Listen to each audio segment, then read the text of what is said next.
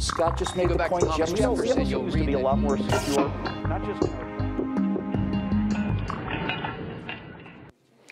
Well, as you may know, English is by far the richest language in the world with a remarkable vocabulary, so it's not too often you have to step outside of the English language to grab hold of something in all of its subtlety. But every now and then you do.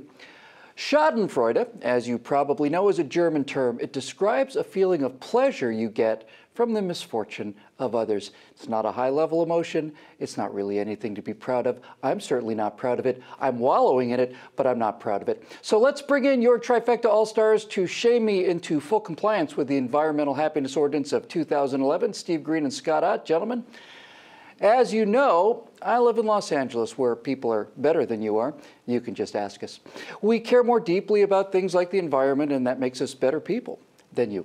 And that's why we drive Priuses, you see, so that you can tell how morally sound we are, saving the planet, keeping precious gasoline money from the hands of evil corporations who, being insatiable, rapacious, and greedy, have to take and take as the earth dies around us. Now, unfortunately for the not only good but better people of California, fuel-efficient hybrid cars have become so common here, and gas prices are now so low that a new dynamic is on the horizon. The greedy car companies and oil companies still get money, maybe less of it, but the generous, kind, environmentally friendly state of California is losing so much in gas tax revenue that there is a serious discussion in Sacramento about instituting a mileage tax to make up for it.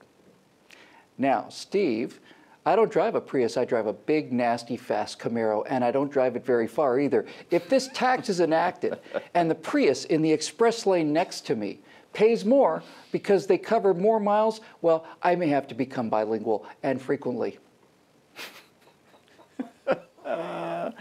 Oh, there's so much joy here. Look, here's what it comes down to. The government's going to take your money. You're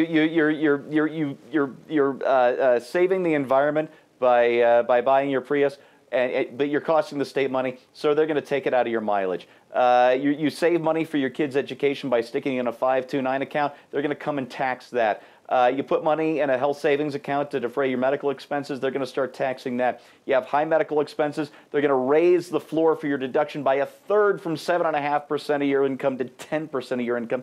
It doesn't matter how you save money or what you spend your money on. Greedy ass in government are going to come and take it because they want it and they've got the guns. That's what it comes down to. Look, if you want a sensible plan for financing the roads, here's what you do. You total up last year's bill for infrastructure construction, you divide it by the number of cars, and then you prorate it by the price of the car, the taxable value of the car, and you send everybody a bill at the end of the year, and you're done with it. Well, all right then. I thought corporations were the ones that took money at gunpoint. I saw that in the movies. I'm quite sure I did, actually. Now, Scotty, you just moved to knuckle-dragging Texas not too long ago, where the only smart cars ever sold were kept as backups in the flatbeds of Texas pickup trucks in case they needed to go get a spare tire or something if the real car breaks down.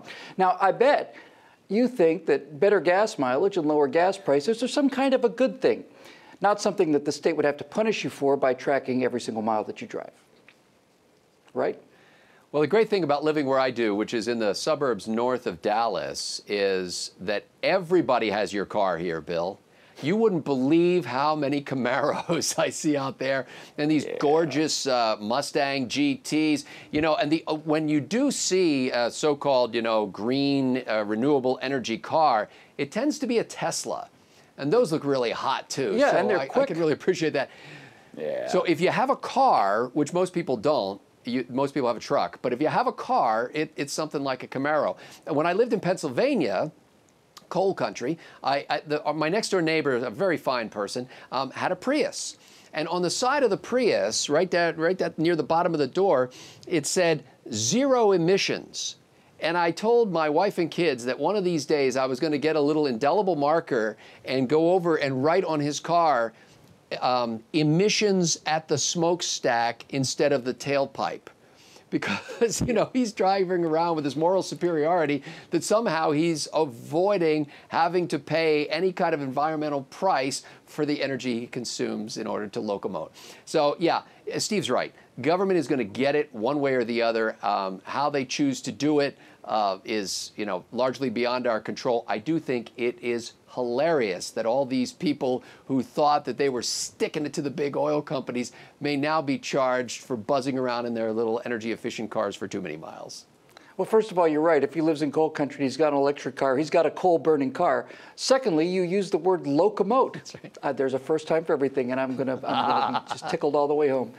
Yes, ladies and gentlemen, I went with Schadenfreude because I know the attitude of the people that buy these kind of cars. Now, some people do it just to save money, and that makes all kinds of sense to me.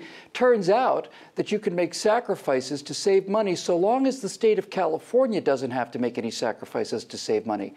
And I also know that if people driving big cars with poor mileage end up paying the same tax as people driving smart cars with great mileage, then smart cars won't seem so smart anymore, and Prius won't automatically equate with pious.